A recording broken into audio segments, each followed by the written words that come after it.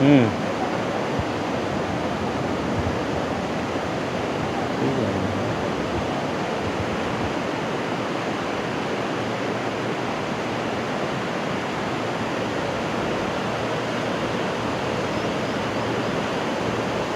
দেখা যায়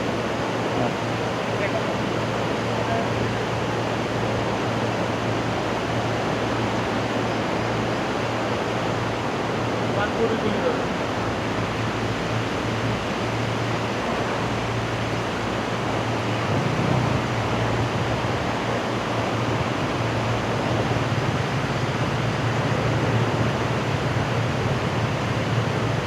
কিছু বলবেন?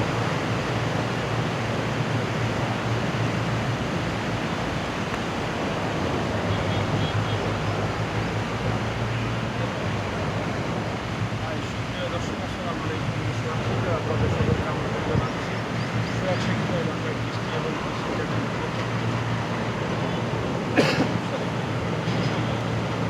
এর পূর্ব আমি মোহনপুর ব্রিজ থেকে আপনাদেরকে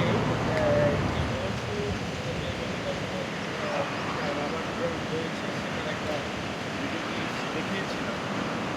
তখন আমরা দেখিয়েছিলাম ব্রিজের সময় এখানে যে জিনিসটা আমরা আজকে আপনাদেরকে দেখাবো সেটা হচ্ছে যে এটা মোটামুটি এখন একটা পর্যটক এলাকায় বলা চলে। বিভিন্ন স্থান থেকে বিভিন্ন বয়সের মালিক পুরুষ আবার মতো বনিতা এই জায়গাটা করতে আসেন। আসলে প্রকৃতি এবং মানুষের যে প্রচেষ্টা, এই দুইটার সংমিশ্রণ বা মিলনে আসলে মানুষের চিন্তা ভাবনার সাথে প্রকৃতি যখন মিশে যায় তখন কতটা সুন্দর হতে পারে, এটা আসলে এই মোহনপুর ব্রিজে না আসলে এই রাবার ট্রামটা না দেখলে ঠিক ওইভাবে আমি যারা দেখেন না তারা বুঝবেন না।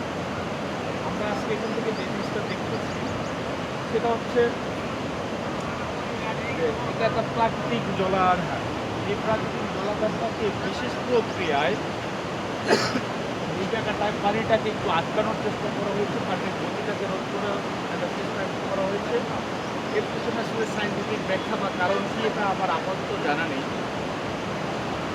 তবে প্রকৃতি এবং মানুষের চেষ্টা, এই দুইয়ের প্রকৃতি এবং প্রযুক্তি এই দুইয়ের সংমিশ্রণে বা মিলনে এখানে যে একটা অভূতপূর্ব সৌন্দর্যমণ্ডিত আবহ তৈরি করেছে, এই স্কোয়ারটাতে না আসলে আপনি এই ধরনের সারাউন্ডিং এরিয়াতে যে একটা সিনারিও ক্রিয়েট করে সেটা আপনি না আসলে আসলে বুঝতে পারবেন না।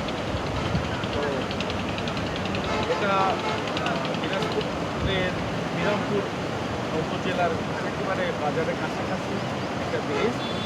এখানে আপনারা দেখতে পাচ্ছেন যে অনেক কিছু মৎস্যজীবীর লোক রয়েছে, যারা এখানে বিভিন্নভাবে কেউ বোট নিয়ে এসেছে, নৌকা নিয়ে এসেছে, কেউ জাল নিয়ে এসেছে, অনেকেরই আমরা আবার দেখেছি ছিপে নিয়ে বড়শি দিয়ে মাছ ধরছে। এখানে নদীর তাজা টাটকা ফ্রেশ মাছ মোটামুটি এই অঞ্চলের মানুষ গ্রহণ করার যে সুবিধা রয়েছে এই জায়গাটায় এটা পায়।